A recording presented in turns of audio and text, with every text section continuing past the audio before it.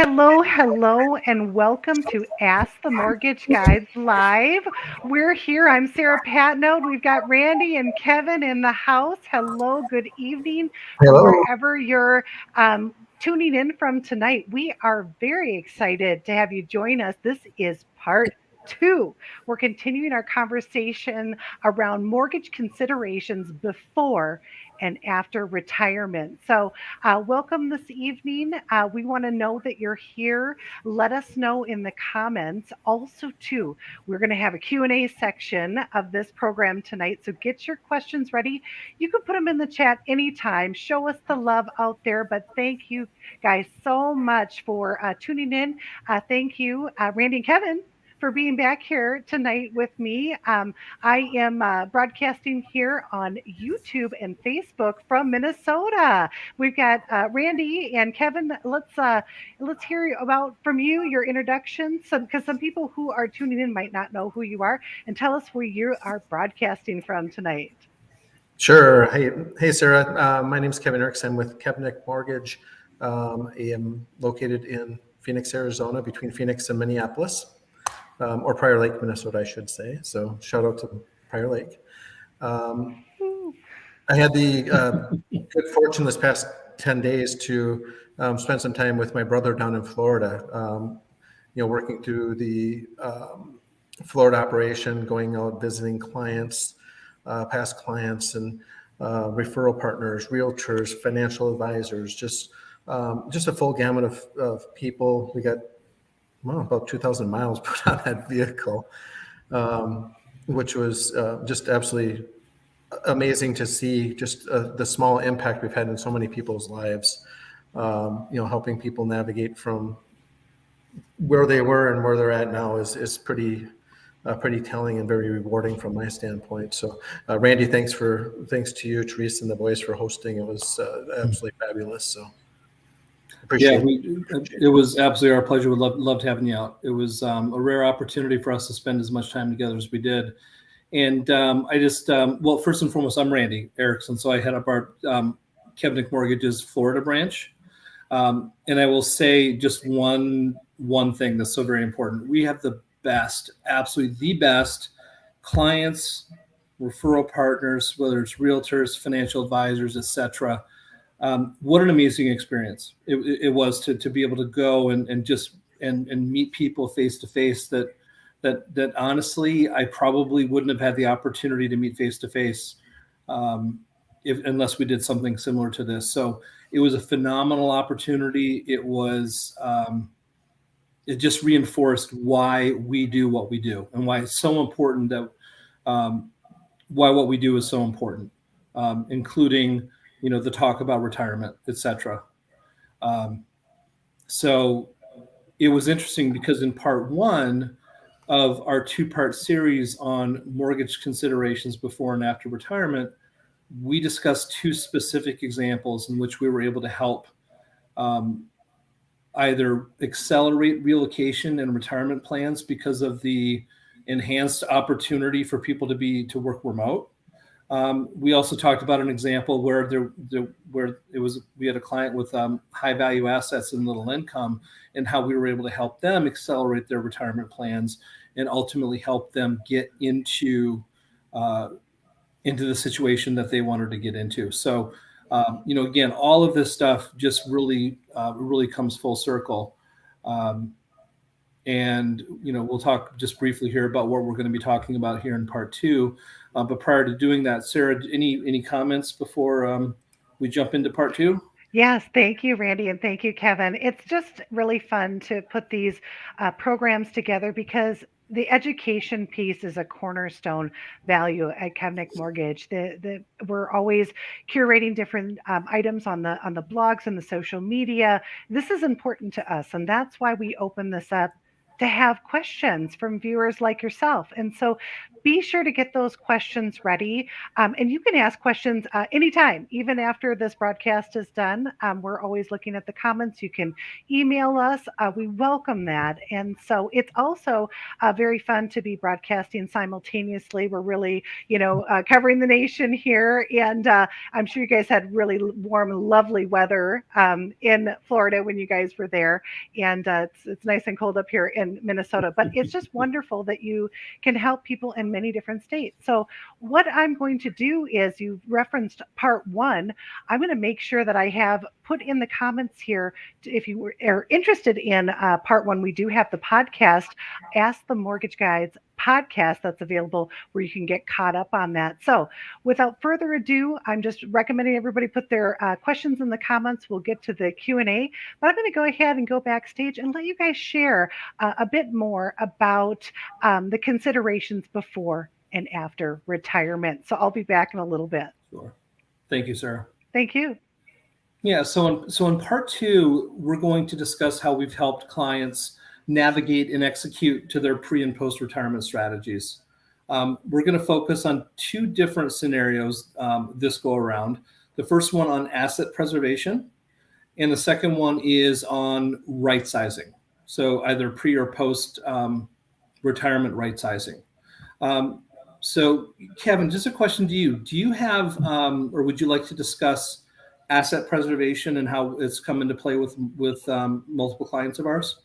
Yeah, sure, absolutely. We've got a few examples that come to mind, and it seems to be a recurring theme, whether it's before retirement, after retirement, during the working years. I mean, life happens. So people, we have the perfect plan, you're executing on that plan, and then life happens. It could be an illness. It could be family challenges. It could be some cash flow issues. A number of different things. The market. A lot of different things that could influence into that. The mortgage in a lot of circumstances is there, as people see it as either a liability or something that needs to be paid off. But a lot of times it can be a tool. So when you look at, some specific circumstances, we were able to help restructure some things to help increase people's cash flow, preserve assets, really help them so that they don't have to go get a job in retirement, or if they do have to go, if they are working, they don't have to work as much. So some stuff along those lines. Oftentimes we're working directly with you as the borrower, or hand in hand with you, and as well as your financial advisor or family member or trusted person that you're wanting to have as part of that process. Working to develop a plan, free up a significant amount of money, while preserving assets, and keeping those intact for future use. A lot of different, avenues that we can kind of look at. But in this circumstance, we did have a call from the financial advisor. Hey, here's what we're looking to do. How can we structure that mortgage to help kind of, I guess, put a Band-Aid on things, not even, but just kind of help the situation heal. So we took some time, understood what the need was, how can we position the mortgage as a tool to achieve some goals, to free up some cash flow in these situations. And maybe, it really depends upon the borrower, the person's individual circumstances. In this example, we had a borrower, they had some major life changes. They had a family member that was going through a divorce. So the family member wound up moving in with them, along with some grandchildren. As the family members continue to work to get back on their feet, the borrower themselves had some unplanned expenses, causing some cash flow issues. They were pulling from their retirement at a much faster pace than what they were initially going to be doing. But they were there to take care of their family and to provide, and had the space to do so. So she was going through that, that money much quicker. So we were introduced to help really put together a plan, understand, hey, here's where we're at, here's what we're at from a mortgage standpoint. How can we marry this together, maybe pay off some other debts, do some debt consolidation, some things along those lines. With reviewing different options, we were able to proceed forward with completing a new mortgage, freeing up considerable amount of cash flow each month, going from a shorter term mortgage to a longer term mortgage. But really helping not only free up the cash flow, take some of the strain off of her each and every month, but also at the end of the day, preserving her assets so that, those are going to be there, for her later in life, instead of, having to go get a job to replenish those assets. So just a lot of moving parts, but at the end of the day, if all goes well and everything goes as according to plan, she's going to be in a much better position, 5 years down the line, 10 years down the line, having done this. Yeah, and Kevin, it's so interesting because some of these situations are not ideal. And again, you mentioned something I think is very, very important is mortgage as a tool. Again, as you mentioned, a lot of people, their goal prior to retirement is to have their mortgage paid off, which certainly makes a lot of sense. But what we want to make sure people don't lose sight of is that in situations like this, where maybe something is happening that's not ideal, you have a tool out there. You have a tool. You have access,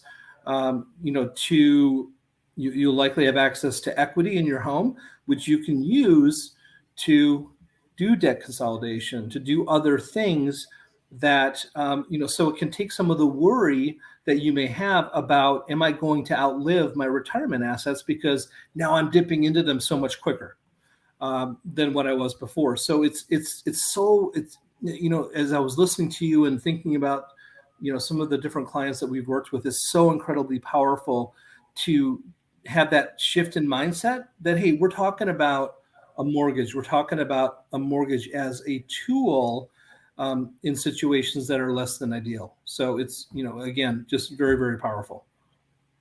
Yeah, thanks, Randy. And I think you've got a really good example too of probably the next area what we'd like to talk about would be, kind of repositioning somebody's, housing, post or pre-retirement, correct?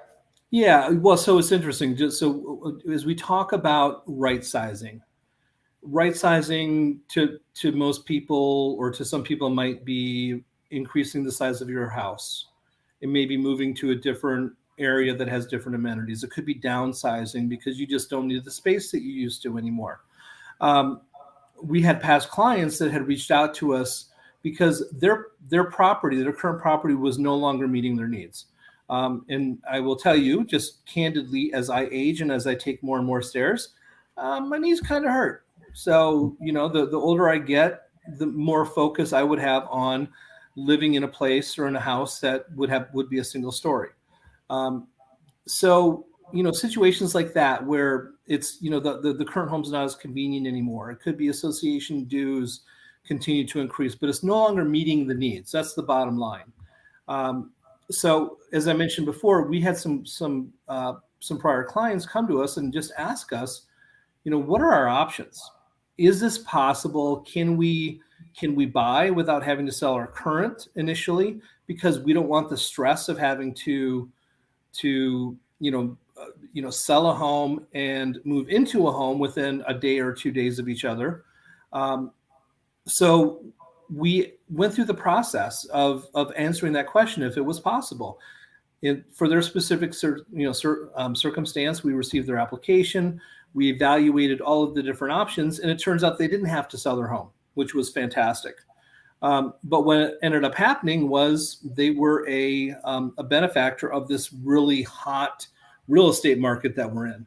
So they put their home on the market, not thinking it was going to sell as quickly as it did, and literally within a day accepted purchase agreement. So now they were thinking, wow, so now we're going to have to figure out how to move into the new house, et cetera. Well, in partnership with the realtor, they negotiated a leaseback. So they basically negotiated with the buyers of their home the opportunity to lease back their property, what was their property, for an additional 6 weeks. So what does that ultimately do? They closed actually on the same day on both properties, on the one they're buying and the one they're selling, and it gave them 6 weeks to move into that new home. I wouldn't say move at their leisure. Moving is one of the top three stressors for most people. So it was still stressful, but it took so much of the stress off. And it was something that if through our conversations, through our education and evaluating their options, we helped them put that right plan together. And again, it just so happened that their home happened to sell, so very, very quickly, but they were prepared. And then having that opportunity to lease back to remove some of that stress was so incredible as well.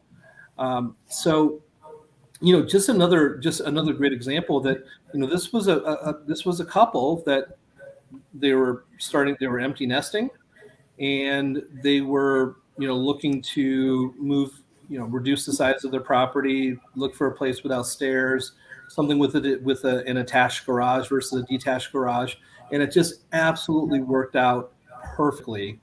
From the time that they have the accepted purchase agreement for the house that they're buying, from the time that they had the accepted purchase agreement on the house that they're selling, it just went very, very smooth, and the outcome was fantastic.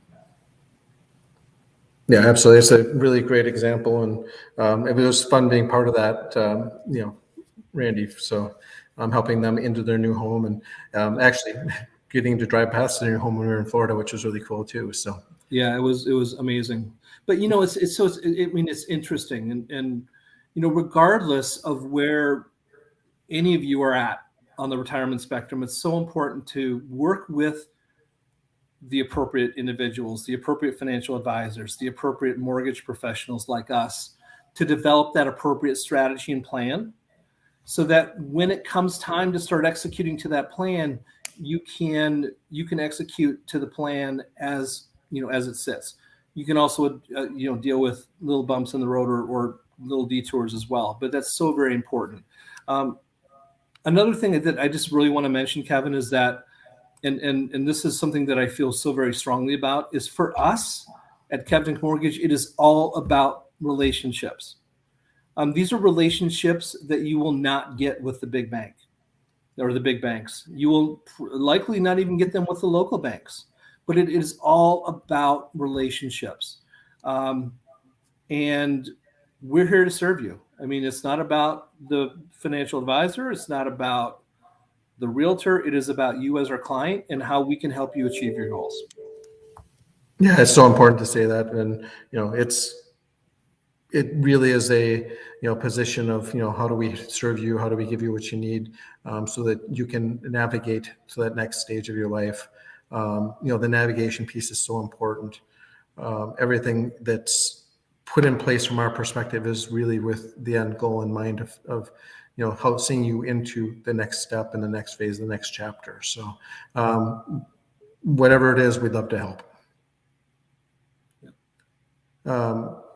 So with that, Sarah, were there any questions that came in that Kevin and I can answer? Well, thank you for welcoming me back. This is extraordinary information for people because oftentimes, when did you really take a moment to really think about what you want to do with your home when you're getting close to retirement, you're in retirement, where are we at? Because a lot of people might be in a situation where maybe they've, purchased their home for a certain amount and now it's worth this much. And when was the last time you really looked at it? Just like maybe people who are early on, like when was the last time you looked at PMI, right? So I think this is such a valuable discussion, and I love this education piece. And it is really, how we're different. And so we do have a question that has come in, and should we go to the Q&A time now for the segment? Okay, that sounds real good. So for those of you that are tuning in, make sure to get your questions in. I'm going to go ahead and start bringing them in here. So we have our first question here. It says, as I listen to your message, you always recommend engaging sooner rather than later. Why would I need to engage you so early? So you've alluded to that, but who would like to take that and answer that more fully for our viewer? Yeah, I'll go ahead and take that. Kevin, if you have anything to add, go ahead. Yeah, absolutely. So this must be a question from someone that's attended more than one of our Ask Some Mortgage Guys live sessions. So thank you for attending more than one. We always talk about engaging early, and why is that? Um, because at that point in time, we have the information that we need, and can help you develop the appropriate plan. Sometimes there are things that come up or that are identified in the application process that needs some work. So the more time that we have, and the more time that you have, to address those, the higher the likelihood that you're able to actually execute to your plan within the time frame that you're thinking about executing it to. So sooner is always better. Yeah, and along those lines, I mean, we've had clients that reached out saying, "Hey, I happen to be on vacation somewhere, and I'd love to know what it would look like in order to be able to purchase down here." And that discussion happens 2, 3, 4 years prior to them actually making the move, but they can start putting those pieces in place to make that transition much different and much less painstaking on their end, which is always helpful. Yep, great. Agreed. Yes, that planning process is so important because you really don't have those dreams come true, like having that second home, without having that good plan. So that is excellent. So we have another question that has come in here. And the question is, I'm just getting this updated here. We bought our child a home with our assets. Ooh, how do we recoup that money? Who would like to answer that question that's come in? Is that you or I, Randy? Uh, Kevin, go ahead. Sure. Great question. It really depends upon timing and, looking and saying, once again, understanding the kind of the situation and what you're looking to recoup. A lot of times we'll have people that have bought a home 3 years ago, that, now want to recoup that money. Values have gone up. We have people that have bought a home 6 weeks ago, that now want to look at recouping that money, but they could go in and purchase with cash and take advantage of a cash offer in the market that we're in. So it really depends upon situation. Are you going to be continue to co-sign for the child, or are you going to co-sign for the child? What was the reason why they couldn't purchase on their own? So a lot of things that we kind of need to navigate through. Are they on title? Do we need to add them to title to pull pull you off of the home completely? So a lot of things to kind of think about from a strategy standpoint, and really helping you understand what your options are from that perspective. Anything you want to add to that, Randy? No, I think you hit it. You nailed it.